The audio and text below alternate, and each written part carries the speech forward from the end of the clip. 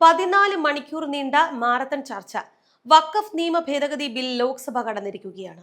288 പേർ ബില്ലിനെ അനുകൂലിച്ച് വോട്ട് ചെയ്തപ്പോൾ 232 പേരാണ് ബില്ലിനെ എതിർത്ത് വോട്ട് ചെയ്തത്. ബിൽ അവതരിപ്പിച്ച് ചർച്ചയ്ക്ക് ശേഷമായിരുന്നു വോട്ടെടുപ്പ് നടന്നത്. 14 മണിക്കൂറിലേറെ നീണ്ട നടപടിക്രമങ്ങൾക്ക് ശേഷം ബില്ല് ലോക്സഭ കടന്നു. ഇന്നലെ ഉച്ചയ്ക്ക് 12 മണിക്ക് തുടങ്ങിയ വഖഫ് ഭേദഗതി ബില്ലിന്മേലുള്ള ചർച്ചയാണ്. ഇത് രാത്രി 12 മണി വരെയാണ് നീണ്ടുനിന്നത്. എംപിമാർ തമ്മിൽ വലിയ രീതിയിലുള്ള വാക്പോരുകൾ നടന്നു.